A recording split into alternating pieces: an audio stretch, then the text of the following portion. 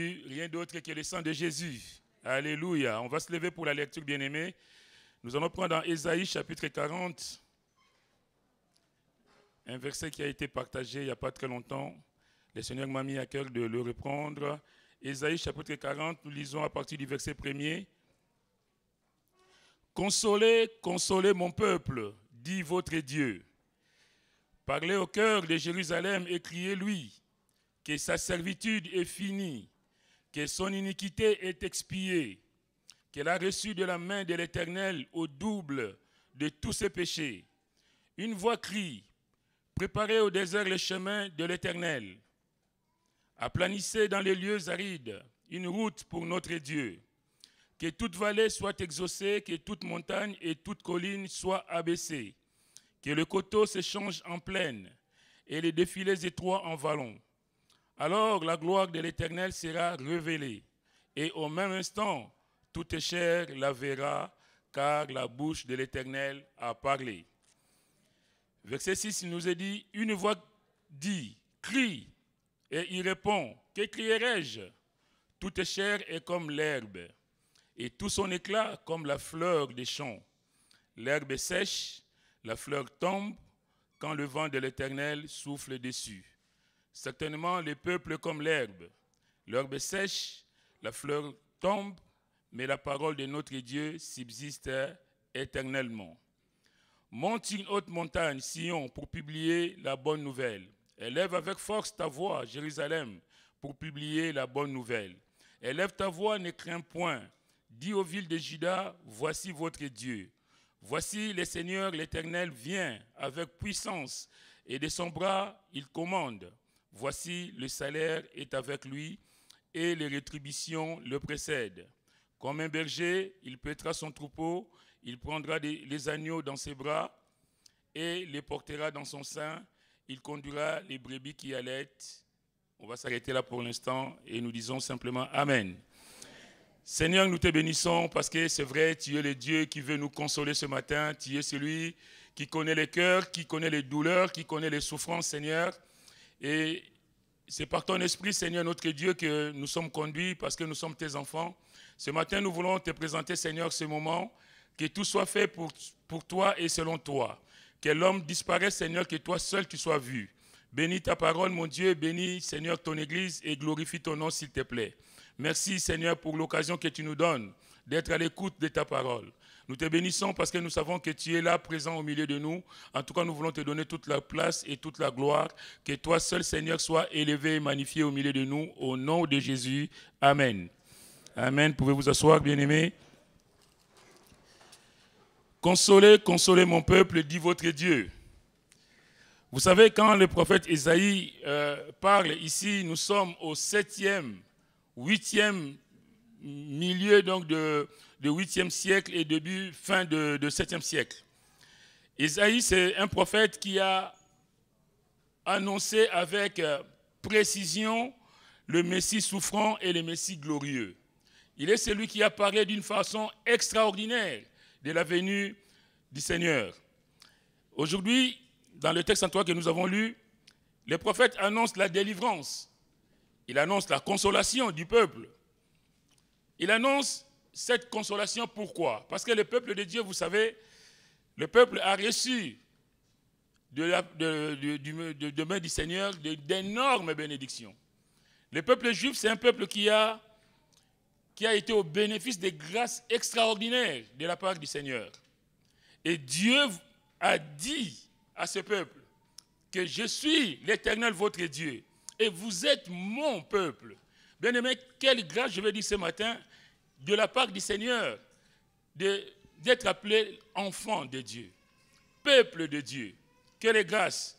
Mais le problème, c'est que, est-ce que nous sommes toujours à la hauteur de cette grâce?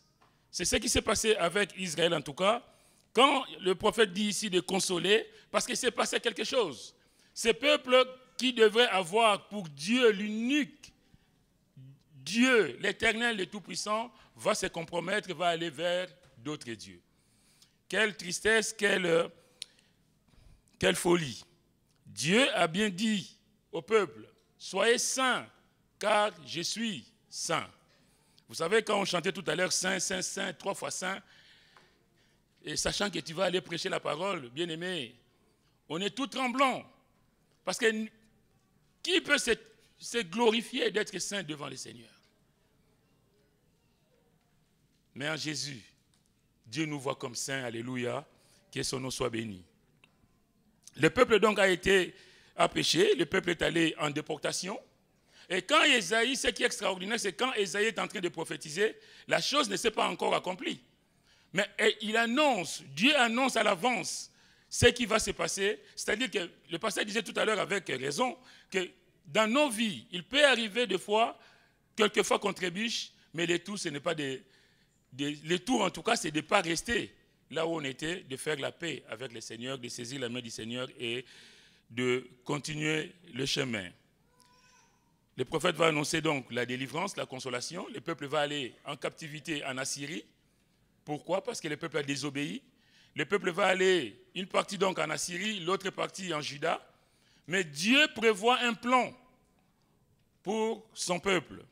Dieu est celui qui n'abandonne jamais son peuple. Même si le peuple s'est corrompu en allant vers des dieux étrangers, en s'identifiant aux autres nations, même si le peuple a oublié les premiers des commandements reçus au mont Sinaï, tu n'auras point d'autre Dieu devant ma face. Le peuple a oublié. Le peuple s'est corrompu. Mais Dieu est celui qui pardonne. Quelle grâce, je veux dire ce matin. Ce matin, tu es là peut-être mon frère, ma soeur, peut-être que tu marches dans des compromis. Peut-être que tu as offensé ton Dieu. Peut-être même dans ta vie, il se passe des choses que tu ne comprends pas. Mais ce matin, laisse-moi te dire que Dieu veut te consoler. Dieu veut parler à ton cœur ce matin. Quelles que soient nos conduites, Dieu, lui, il reste fidèle. Dieu leur a dit donc au peuple d'Israël, dans Exode 19, versets 5 et 6, « Maintenant, si vous écoutez ma voix et si vous gardez mon alliance, vous m'appartiendrez entre tous les peuples. » Appartenir au Seigneur. Car toute la terre est à moi, vous serez pour moi un royaume de sacrificateurs et une nation sainte. Dieu a tout préparé, Dieu a tout planifié pour que le peuple puisse écouter la parole de Dieu, pour que le peuple soit obéissant à cette parole. Mais vous savez, Moïse, à la fin de sa vie, Moïse qui aura conduit ce peuple, qui ira chercher par la grâce de Dieu ce peuple en Égypte pour l'amener vers la terre promise, Moïse dira un verset qui est terrible, c'est le verset 30, Deutéronome chapitre 31, verset 27. Il dira, « Je connais ton esprit de rébellion et la raideur de ton cou. » Depuis que je vous connais, vous êtes des rebelles. C'est terrible. Mais ça, c'est facile de dire que c'était le peuple de Dieu, c'était Israël. Mais combien d'entre nous, nous sommes rebelles aussi à la parole de Dieu? Combien d'entre nous, nous avons le cou raide, la nuque raide? On dit une chose, Dieu dit une chose, et nous faisons le contraire. Mais bien aimés, quand nous n'obéissons pas à ce que Dieu attend de nous, la sanction tombe. La sanction tombera un jour. Vous savez, quelquefois, on se dit, je fais des choses, ou je vis ma vie. On a l'impression que rien ne s'est fait. On a l'impression que Dieu n'est pas là. Mais un jour, c'est ce qui est arrivé avec Israël, l'accumulation de mauvaises conduites a fait que le peuple a été en déportation. Le peuple que Dieu a été chercher en Égypte, libéré de l'esclavage égyptien, libéré du joug égyptien, le peuple va se retrouver sous l'esclave des Assyriens et sous l'esclavage des Assyriens et sous l'esclavage des Babyloniens. Le peuple de Dieu, je vais dire quelle folie. Est-ce que nous écoutons quand Dieu nous parle? Est-ce que nous appartenons au Seigneur? Le Seigneur, lui, l'Éternel des armées, il a dit à Israël, « Maintenant, si vous écoutez ma voix et si vous gardez mon alliance, vous m'appartiendrez entre tous les peuples. » Est-ce que nous écoutons, nous, la voix du Seigneur? Est-ce que nous, toi qui es là, moi qui suis là, est-ce que nous appartenons au Seigneur? Ça, c'est une question de conscience personnelle. Romains chapitre 8, verset 9 nous dit, « Pour vous, c'est l'apôtre Paul qui parle, vous ne vivez pas selon la chair, mais selon l'esprit. si du moins l'Esprit de Dieu habite en vous. C'est-à-dire qu'on ne peut appartenir au Seigneur que si le Saint-Esprit est en nous. On ne peut pas vivre comme si... Enfin, on ne peut pas se dire en tout cas enfant de Dieu et vivre n'importe comment. Ce n'est pas possible. La raison pour laquelle l'homme de Dieu dira, si quelqu'un n'a pas l'Esprit de Christ, il ne lui appartient pas. On peut proclamer que je suis un enfant de Dieu, je suis chrétien, né de nouveau, mais qu'en est-il réellement de nos vies? C'est ça le problème. Si quelqu'un n'a pas l'Esprit de Christ, il ne lui appartient pas. En d'autres mots, il n'y a pas d'alternative avec Dieu, avec le Seigneur, c'est tout ou rien. Dieu n'est pas dans un partage. C'est tout ou rien du tout. Ou on est avec lui, ou on n'est pas avec lui. On ne peut pas faire semblant avec Dieu. En tout cas, revenons à notre chapitre 40 d'Ésaïe. Consolez, consolez mon peuple, dit votre Dieu. La consolation ne peut faire suite qu'à un chagrin, à une douleur. Tout à l'heure, le frère priait pour notre soeur qui a perdu sa maman. Il a dit, Seigneur, c'est toi qui consoles. La consolation ne peut faire suite qu'à un chagrin, à une douleur ou à une détresse. Au verset 1er, il y a donc une insistance sur le verbe consoler. L'homme de Dieu dit, consolez, consolez mon peuple. Vous savez, quand dans la parole de Dieu, on insiste, c'est que Dieu insiste, c'est que c'est quelque chose de vrai. C'est que Dieu veut marquer le coup. Que ce matin, mon frère, ma soeur, je ne sais pas, je ne connais pas la vie de chacun ici, mais Dieu le connaît. Dieu connaît en tout cas nos vies. Consoler, ça veut dire soulager quelqu'un dans son chagrin, dans sa douleur. Soulager quelqu'un dans son chagrin, dans sa douleur. Peut-être que ce matin, tu es là, dans ton chagrin, dans ton problème, dans tes soucis. Mais ce matin, laisse-moi te dire que dans ce message, Dieu veut simplement te consoler. Dieu veut te dire qu'il est avec toi. Alléluia. Consoler, c'est apporter un réconfort, une compensation. Exemple, se souvenir le console des biens de regret. Consoler, apporter un réconfort à quelqu'un. Quelqu'un qui a perdu un parent, un ami, enfin quelque chose, qui a subi un deuil, on va le consoler. On va lui apporter notre réconfort. Malheureusement, quelquefois, la consolation, ce n'est pas toujours le cas. Quelquefois, on vient consoler quelqu'un plutôt que de venir le soulager dans son chagrin, de lui apporter des mots doux, quelque chose de réconfortant. Quelquefois, on dit, oh, mais vous savez, c'est des choses qui arrivent. Hein? Ça, ce n'est pas une bonne façon de consoler quelqu'un. Quelqu'un a perdu sa mère, son père. Ah, mes frères, bon courage, hein, c'est des choses qui arrivent. Mais de lui dire, frère, sœur, nous sommes avec toi.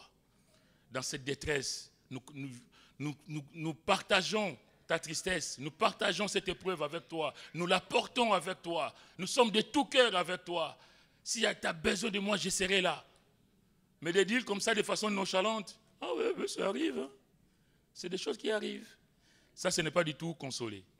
Mais en tout cas, Dieu est le véritable consolateur. Le Saint-Esprit, lui, il est celui qui nous console de la meilleure des façons. Si notre verset donc de consoler le peuple s'adressait d'abord à Israël pour lui signifier la fin de sa servitude, la servitude due au péché, parce que Dieu n'a pas été chercher Israël en Égypte pour en faire de nouveaux esclaves en Assyrie ou à Babylone, mais c'était pour qu'ils soient libres. Mais ce sont nos péchés qui font que quelquefois on tombe, on redevient esclave de l'ennemi. Quelquefois on se croit sauvé. On est sauvé, mais dans nos pratiques au quotidien, nous ne glorifions plus le Seigneur. On vit dans une sorte de confort, parce qu'on s'est dit, je suis chrétien, tout va bien. Mais est-ce qu'on fait attention à nos actes, à nos paroles, à nos attitudes? Si ce verset s'adresse d'abord à Israël, il s'adresse aussi au nouveau peuple de Dieu qui est l'Église de Jésus-Christ pour lui annoncer que sa souffrance est finie. Alléluia. Moi, je ne sais pas ce matin qui est là, qui passe par des moments difficiles. Mais laisse-moi te dire que Dieu veut te consoler, Dieu veut te fortifier. Dieu te dit qu'il est avec toi dans cette épreuve. Alléluia. Peut-être même que tu as trébuché, peut-être que ton cœur s'offusque de ce que tu as offensé Dieu. Mais le Seigneur veut te relever tout simplement ce matin. Quelquefois aussi, nous passons par des difficultés, par des moments difficiles. Nous sommes découragés. Nous oublions les bénédictions de Dieu. Vous savez, quand quelqu'un passe par des moments difficiles, on ne regarde que la difficulté. On ne regarde plus ce que Dieu a fait pour nous. Mais combien nous devons, bien aimés, quand nous passons par des moments difficiles, de nous asseoir et de dire, Seigneur, cette situation, c'est vrai, elle est compliquée, mais combien de bénédictions tu as déjà fait dans ma vie? Combien de bénédictions, Seigneur, tu m'as déjà accordées? Quelquefois, ça devient comme une source de faillite spirituelle. On ne va plus à l'église parce qu'on a perdu quelqu'un, parce qu'on a perdu son emploi, parce qu'on a prié pour toi et puis apparemment rien ne s'est passé. Et puis bon, on commence à incriminer le pasteur, à incriminer l'église, à incriminer Dieu. Plutôt que de dire, Seigneur, c'est vrai, sur ce chemin-là, je rencontre des difficultés, mais Seigneur, mais combien de fois j'ai été au bénéfice de ta grâce? Combien de fois, Seigneur, tu m'as montré que tu m'aimais? C'est comme dans le couple. Dans les familles, vous savez, moi j'aime bien des exemples comme ça. Si on oublie tous les biens que l'autre a pu faire, mais le jour où il fait la moindre erreur, c'est là qu'on va taper. Ah, toi, c'est toujours comme ça. Mais on oublie. Si sur 10 actes, il en a commis 9 bons, mais le seul, le jour où il n'aura pas débarrassé la vaisselle, c'est qu'à ce jour-là, on va dire, ah ben, tu ne débarrasses jamais. Il a fait le ménage, il a fait le lit, il a ici, et puis on va retenir seulement ce qui ne va pas. Que Dieu nous aide en tout cas à considérer nos vies et à considérer les bénédictions de Dieu dans nos vies. J'aime bien ce chant qui disait, compte les bienfaits du Seigneur et tu verras combien le nombre en est grand. Quelquefois nous pleurons, on va dans un petit coin, on oublie tout ce que le Seigneur a fait pour nous. En tout cas, au travers de ces textes, c'est Dieu lui-même qui parle. Il s'adresse à ses serviteurs. Il s'adresse donc aux prophètes de transmettre un message à son peuple. Il lui dit que le temps de la délivrance, le temps de la guérison est venu. Dites-lui que sa servitude est finie. Alléluia. Je ne sais pas si vous êtes comme moi ce matin. Quand j'ai eu ce message, j'ai dit, Seigneur, donc tu es en train de me dire que ma peine est finie. Que ma douleur, c'est fini.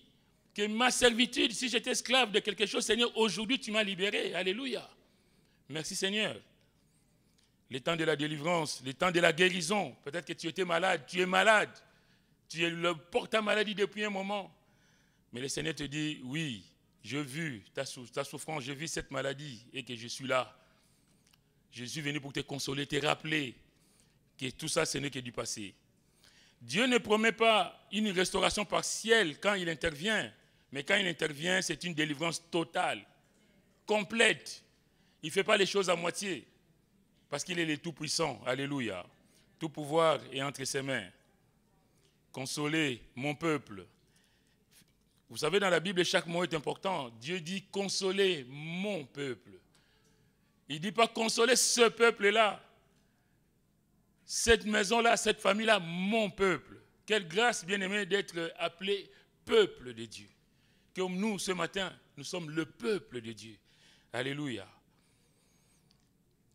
Dieu ne dit pas ce peuple, mais mon peuple. Pour lui, le temps de rejet, parce qu'il y a eu un temps de rejet, le temps de servitude, où Dieu a tourné le dos au peuple.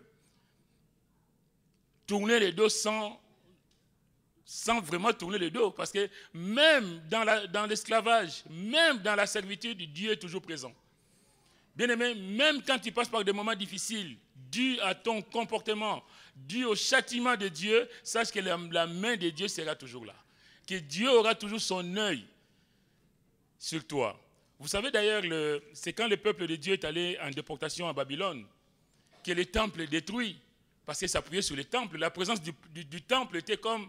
le temple représente l'Éternel, oui, mais maintenant le temple est détruit. Vous savez que c'est quand ils sont allés à Babylone qu'ils ont compris qu'ils avaient failli, c'est là qu'ils vont créer des synagogues. Les synagogues sont nées à Babylone. Les synagogues, dans la Bible, les synagogues ne sont pas nées avec les temples. Les synagogues ont été créées à Babylone. Le peuple dans la captivité va réaliser qu'il s'est éloigné de Dieu. Maintenant, pour retrouver les chemins perdus, qu'est-ce qu'ils vont faire? Ils vont se réunir dans des synagogues. Comme quoi, même là, dans des moments difficiles, le Seigneur est toujours avec nous. Même quand rien ne va, même quand tu te replies sur toi, pensant que Dieu t'a oublié, Dieu n'oublie pas ses enfants. Parce que dans ces moments-là, Dieu a prévu le retour en Israël. Dans ta souffrance, Dieu a prévu de t'en sortir un jour. Mais le tout, c'est de saisir la main du Seigneur.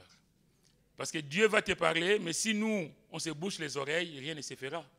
Rien ne se fera sans nous. Que Dieu nous aide. Il dit, parlez au cœur de Jérusalem. Parlez au cœur de Jérusalem et criez-lui que sa servitude est finie. Vous savez, parler au cœur, c'est parler tendrement, parler avec amour. Dans la Bible, il y a l'histoire de Joseph. Vous savez, Joseph, quand Jacob est décédé, ses frères qu'il avait vendus ont eu peur. Ils ont dit, bon, Joseph s'est comporté comme ça, peut-être du vivant de notre père. Maintenant que papa n'est plus là, peut-être qu'il risque de se venger. La Bible dit qu'ils vont s'affoler, ils vont se prosterner devant Joseph pour lui dire que nous sommes tes serviteurs. Mais la Bible dit que Joseph va parler à leur cœur. Il va leur dire que ce qui s'est passé, c'était pour la gloire de Dieu. Bien-aimés, quelle attitude que nous devons nous aussi avoir, qu'on t'a fait du mal, on t'a fait du tort, plutôt que d'être dans les règlements de compte, de dire, le tort que tu m'as fait m'a servi à grandir dans la foi. Vous savez, quelqu'un peut te faire du mal aujourd'hui, peut-être que dans ton cœur, tu n'as jamais pardonné, mais tu as l'occasion de pardonner. Tu pourras dire, oui, c'est vrai, je n'avais pas connu le pardon, mais au travers de cet événement, j'ai appris à pardonner. Et Joseph dit, le mal que vous avez fait, Dieu l'a changé en bien. Alléluia. Toute chose concourt au bien de ceux qui aiment Dieu. Alléluia. Et la Bible dit qu'il va parler à leur cœur pour leur dire que vraiment, ce n'est rien, quoi. Ça, c'est oublié, c'est du passé. Que Dieu nous aide. C'est comme le prophète Osée qui avait aussi sa femme prostituée. Et la Bible dit que Dieu compare donc Juda et Israël à une épouse infidèle qu'il est obligé d'aller arracher aux idoles. Cette femme qui se vendait aux idoles, qui se vendait à ses amants. Et Dieu dit, la Bible dit, je vais la tirer et la conduire au désert et je parlerai à son cœur. Il ne tient pas compte de la gravité de la situation. Il dit non, là elle est dans l'erreur. Mais qu'est-ce que je vais faire? Je vais la conduire dans le désert et je parlerai à son cœur. Donc je vais lui parler avec des mots doux. Comme Dieu veut nous parler ce matin, mes frères, mes sœurs, avec des mots doux. Il voit la douleur, il voit la souffrance, il voit le péché même dans certaines vies. Et le Seigneur veut nous en débarrasser. Que le nom du Seigneur soit béni. Criez, parlez au cœur de Jérusalem et criez-lui que sa servitude est finie, que son iniquité est expiée, qu'il a reçu de la main de l'Éternel au double de tous ses péchés. Vous savez pourquoi il dit qu'il a reçu au double de ses péchés? Parce que la loi obligeait que si on a dérobé quelque chose, qu'on rende au double. On a pris un bœuf, un âne, un agneau qui est vivant. En tout cas, la restitution se faisait au double. Et là, la Bible dit donc que Dieu dit que tu as fauté, que tu as mal agi, mais aujourd'hui, moi je te pardonne. On peut redémarrer, on peut recommencer une nouvelle vie. Quelle grâce, mes bien-aimés, de savoir que nous avons un Dieu qui nous aime. Un Dieu qui veut un nouveau démarrage dans ta vie, dans ma vie. Parce que tout simplement, il a pardonné nos péchés en Jésus-Christ. Par ce verset, Dieu veut dire à son peuple que son peuple a été sanctionné selon la stricte justice, mais que maintenant il pouvait bénéficier de sa grâce. Son péché a été expié, sa dette a été payée. Comme ce matin, Dieu dit à quelqu'un que ta dette a été payée, mon frère. Ta dette a été payée, ma soeur. Peut-être que tu vis dans la culpabilité. Peut-être que tu te poses des questions. Que ce matin, tu puisses entendre la voix du Seigneur qui te dit que ton péché a été, le problème du péché a été réglé. Une voix crie Préparez au désert le chemin de l'Éternel, aplanissez dans les lieux arides une route pour notre Dieu. Vous savez, en Orient, quand il y avait un souverain qui devait passer, il fallait préparer la route par laquelle le souverain devait passer. Et c'est comme aujourd'hui, quand Ésaïe écrit ici, il prépare la venue du Messie. Et pour que le Messie arrive, il faut préparer le terrain. C'est ce que Jean-Baptiste va faire. La Bible dit que toutes ces parties-là, c'est ce que Jean-Baptiste va reprendre quand il va annoncer le Messie qui va arriver. Mais quand il dit une voix crie, préparez au désert le chemin, il est en train de dire au fait que le salut, pour que le salut vienne, on doit se préparer. Avant que Jésus vienne, Jean-Baptiste a annoncé ce message qu'on est en train de partager. Jean-Baptiste a annoncé que Jésus va arriver, que le Messie va arriver. Et nous, aujourd'hui, ce message est pour nous dire que Jésus va revenir. Mais est-ce que nous sommes prêts? Est-ce que nous nous préparons? Le salut, en tout cas, réclame qu'on se prépare. On doit se débarrasser de tous les obstacles qui s'opposent à sa réalisation. Nous sommes sauvés, oui, merci Seigneur, mais nous pouvons l'être réellement que si nous nous débarrassons de tous les obstacles qui empêchent Dieu d'agir. On peut être déchu de la grâce. C'est l'apôtre Paul qui le dit dans les livres des Galates. Il y a des doctrines qui disent sauver, une fois sauvé pour toujours. Non. On peut être déchu de la grâce. On peut, parce qu'on a fauté, parce qu'on n'a pas obéi à la voix du Seigneur, demain finir en enfer alors qu'on a écouté le message de l'Évangile. Le salut réclame qu'on se prépare, en tout cas qu'on se débarrasse de tout ce qui peut empêcher Dieu d'agir. Le croyant est appelé à ôter tous les obstacles extérieurs et intérieurs afin que la pleine révélation de Dieu s'efface en lui. Il y a des obstacles qu'on voit extérieurement, mais il y a aussi des obstacles intérieurs dans nos vies, dans nos pensées. Il y a peut-être des choses que extérieurement ça ne se voit pas, mais en nous, qu'est-ce qu'il y a? On a peut-être encore de la haine, on a le manque de pardon, on a la colère, on a d'autres péchés entretenus intérieurement que personne ne voit à l'extérieur. Mais en tout cas, aplanissez les chemins pour que le Seigneur puisse passer. Le Seigneur ne rentrera pas dans une vie où il y a des obstacles. Mais combien il a besoin que nos vies soient aplanies. Jean-Baptiste l'a fait pour Israël, pour annoncer à Israël d'être prêt pour accueillir le Messie. Vous pouvez le voir dans Matthieu 3 ou dans Luc 3, chapitre 3.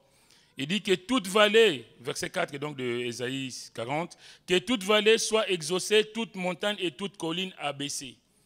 Aucun obstacle ne doit rester sur le chemin où le Seigneur va passer. Que toute colline, que toute montagne soit abaissée. C'est-à-dire que tout orgueil, tout ce qui n'est pas pour la gloire de Dieu dans nos vies, la violence, la médisance, tout ce qui est désordre, doit disparaître afin de préparer les chemins pour que le Seigneur puisse y passer tranquillement. Avant la venue du grand roi, l'Éternel, le monde devait être préparé pour le recevoir. Je pensais à ce qui se passe en ce moment dans les Caraïbes, vers les Antilles, là-bas, aux États-Unis, toutes ces catastrophes. Quand on parle qu'il y a des territoires dévastés à 95%, que l'homme est impuissant, l'homme est incapable de faire quoi que ce soit. Quand on voit, j'ai vu de camions poids lourds renversés comme de petits jouets. Mais bien aimé, ça doit nous interpeller. Ce n'est pas seulement des infos qui passent à la télé, à la radio. C'est des choses qui nous montrent la grandeur de Dieu, qui nous montrent la puissance de Dieu, que le jour où Dieu va décider d'agir, rien ne peut l'arrêter. Ce n'est pas un bâtiment en béton qui va résister devant Dieu. Mais combien nous devons nous préparer au vu de ces événements?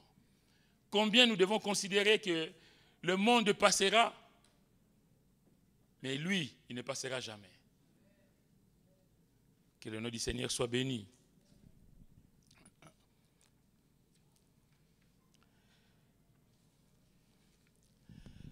La Bible dit au verset 5, Donc que toute montagne et toute colline soient abaissées, que les coteaux s'échangent en plaine et les défilés étroits en vallons. Alors la gloire de l'Éternel sera révélée et au même instant, toute chair la verra. Alors la gloire de l'Éternel sera révélée. C'est la réalisation du plan de Dieu pour toute la terre. Dieu veut que nous, en tant que chrétiens aujourd'hui, nous préparons le chemin. Quand nous annonçons l'Évangile, quand nous gagnons des âmes au Seigneur, nous sommes en train de préparer le chemin pour le Seigneur. Que les âmes, qu'il y ait le maximum d'âmes qui soient sauvées, qui passent des ténèbres à la lumière. Nous devons nous préparer, mes frères, mes sœurs, nous qui avons déjà reçu Jésus, maintenant nous préparer au retour du Seigneur. Est-ce que nous sommes prêts au retour du Seigneur? Quand nous voyons ces catastrophes qui se produisent là-bas, peut-être on se dit non, ça c'est les Antilles, ça c'est les Caraïbes, ça c'est la Californie. Mais il peut y avoir aussi des catastrophes dans nos vies personnelles. Comment est-ce que nous allons réagir? Vous savez, dans la vie, il faut être prêt. Je vais vous dire ce matin que par ce message, il y a la consolation de Dieu, évidemment, par rapport à tout ce qu'on peut connaître, mais il y a aussi le rappel que nous devons nous préparer parce que un jour il reviendra, mais dans quel état nous trouvera-t-il? Il y a des choses qui nous arrivent pour lesquelles nous ne pouvons rien, mais il y a des épreuves, des choses qui nous arrivent parce que nous avons simplement désobéi à la voix du Seigneur. Il y a des souffrances dues au péché, à la désobéissance, à notre ego. Il y a des exemples dans la Bible où le Seigneur châtie parce que l'homme, enfin la personne n'a pas écouté la voix du Seigneur. N'oublions jamais que le salaire du péché, c'est la mort. Le salaire du péché, c'est la mort. Et la vie. Mais le don gratuit de Dieu, c'est la vie éternelle en Jésus-Christ. Donc nous devons nous préparer, mes frères et mes sœurs. Ce message ce matin, je voulais juste que nous soyons prêts, que nous recevions la consolation de l'Éternel, parce que Dieu nous aime, Dieu veut nous consoler, Dieu veut nous donner un nouveau départ dans notre vie, mais Dieu veut aussi que nous nous préparions à son retour. Jésus revient bientôt, nous allons prendre un verset dans Apocalypse, et puis je vais m'arrêter là, Apocalypse chapitre 22. Préparez un chemin pour le Seigneur, aplanissez montagnes et collines. Apocalypse chapitre 22, verset 7, il dit « Et voici, je viens bientôt. Heureux celui qui garde les paroles de la prophétie de ces livres. » Le Seigneur revient. On va préparer, on a préparé les chemins, on a baissé les collines, les montagnes et tout ça. Merci Seigneur. Pourquoi? Parce que le Seigneur, lui, il revient. Au verset 10, il dit, c'est donc Jean qui dit, et il me dit, ne scelle point les paroles de la prophétie de ces livres, car le temps est proche. Que celui qui est injuste soit encore injuste, que celui qui est souillé se souille encore, et que le juste pratique encore la justice, et que celui qui est saint se sanctifie encore. Verset 12, « Voici, je viens bientôt, et ma rétribution est avec moi pour rendre à chacun selon ce qu'est son œuvre. » C'est le même verset que nous avons lu dans Ésaïe. Comme quoi, en Jésus, c'est vraiment l'accomplissement. Les rétributions sont avec lui pour rendre à chacun selon son œuvre. Je suis l'alpha et l'oméga, le premier et le dernier, le commencement et la fin. Verset 14, « Heureux ceux qui lavent leurs robes, afin d'avoir droit à l'arbre de vie et d'entrer dans les portes de la ville. » Verset 15, « Dehors les chiens, les enchanteurs, les impudiques, les meurtriers, les idolâtres et quiconque aime et pratique le mensonge. » Il y a deux mots qui m'interpellent dans ces deux versets, c'est « heureux », ceux qui lavent leurs robes, heureux, quand on met les choses en règle devant Dieu, quand, comme on a dit tout à l'heure, qu'on abaisse son orgueil, on met le Seigneur devant, on permet au Seigneur de se glorifier dans nos vies. On est heureux parce que nous lavons nos robes afin d'avoir droit à l'arbre de vie. Mais le deuxième mot, c'est dehors. Il est dit dehors les chiens, dehors les enchanteurs, dehors les impudiques, dehors les meurtriers, dehors les idolâtres et quiconque aime et pratique le mensonge. Dieu a horreur du mensonge. Quelqu'un a dit que c'est peut-être dû au fait que le péché est entré par un mensonge dans le monde. Parce que qu'est-ce que le serpent a dit à Ève? Dieu a-t-il réellement dit? Il est en train de mentir. Mais la Bible nous dit ici, quiconque aime et pratique le mensonge. Moi, Jésus, j'ai envoyé mon ange pour vous attester ces choses dans les églises. Je suis le rejeton et la postérité de David, l'étoile brillante du matin. Et l'esprit et l'épouse disent, viens. Et que celui qui entend dise, viens. Et que celui qui a soif vienne. Et que celui qui veut prenne de l'eau de la vie gratuitement. Moi, j'ai souligné dans ma Bible, celui qui veut. On n'est pas obligé, mais on peut laver ses robes, on peut mettre de l'ordre dans sa vie pour ne pas être comme au verset 15, dehors les chiens, dehors les enchanteurs, les impudiques. Je ne vais pas être ni chien, ni impudique, ni enchanteur, ni menteur. Je vais partager l'éternité avec mon Dieu. Et je pense que vous aussi, que Dieu vous bénisse. Amen.